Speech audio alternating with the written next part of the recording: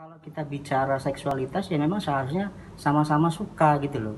Tidak ada pemaksaan, tidak ada penindasan.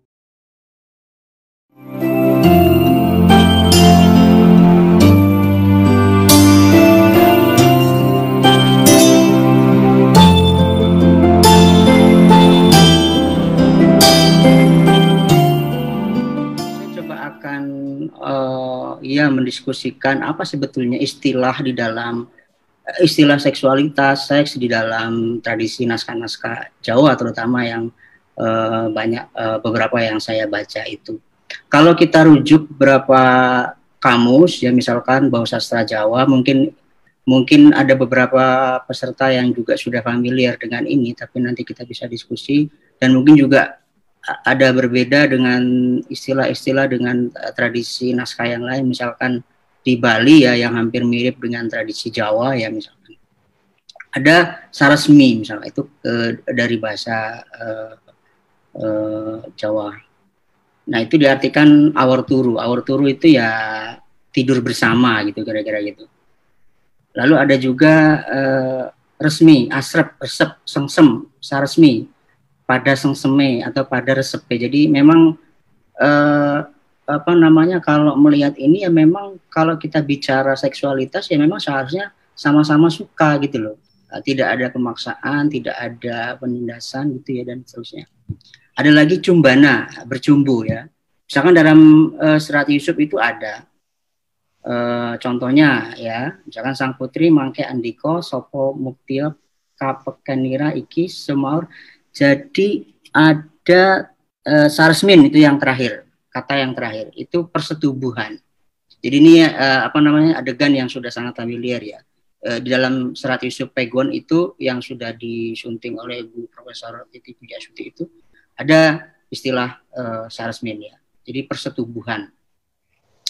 Lalu yang lainnya misalkan cumbana itu diartikan cium, peluk atau persetubuhan atau acumbana mencium.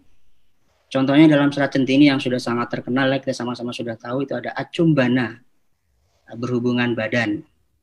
Jadi itu yang kedua. Nah lalu ada lagi misalkan yang sudah kita sama-sama tahu asmara gama. Asmara itu sengsem, kasmaran, cinta, gama itu ya dalan, laku gitu ya, atau ajaran. Jadi sebetulnya asmara gama itu laku bercinta ya. Nah ini kan menarik sekali sebetulnya. Jadi betul yang seperti Pak Mukhlis Hadrawi katakan, ada hal yang lebih luhur dari hanya sekadar soal persetubuhan ya. Jadi ada yaitu laku bercinta itu, laku cinta orang yang sedang menjalani cinta ya. Contohnya dalam Serat Nitimani yang tadi sudah disebut oleh Pak Mukhlis tadi, Serat Nitimani itu asmara gama, penerapan bersetubuh. Jadi ini sangat vulgar sekali, Bapak Ibu boleh dibaca langsung saja ya. Jadi kalau saya baca nanti agak vulgar juga. Jadi lampahing asmara gama kalamun pasta purusa dareng kiat lan sentosa. Jadi penerapan bersetubuh apabila senjata yang dimiliki laki-laki belum siap, maka janganlah terburu-buru. Nah ini menarik ya. Ini ada dalam Serat Nitimani ya, sudah banyak terkenal juga dan saya membaca edisi teksnya dan ada juga beberapa salinan naskahnya di koleksi Perpustakaan Nasional. Nah, lalu berangkat dari situ apa yang kita bisa maknai soal seksualitas dalam konteks tradisi naskah-naskah Jawa misalkan?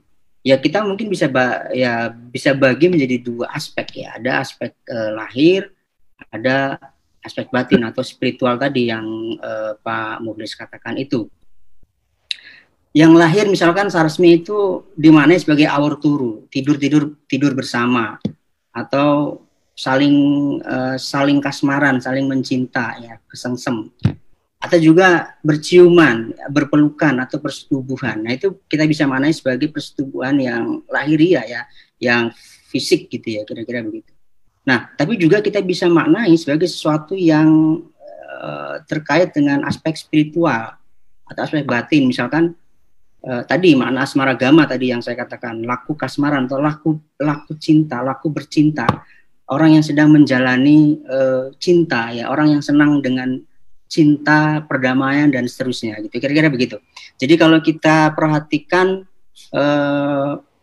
istilah-istilah. Jadi sebetulnya apa namanya, tradisi naskah-naskah Nusantara mungkin tidak hanya dalam tradisi Jawa, mungkin Melayu juga ada, mungkin di Bali, di Lombok, di Sulawesi, Kalimantan juga punya istilah-istilah yang menyebut apa sesungguhnya makna dari yang kita maksud dalam seksualitas ini, gitu ya.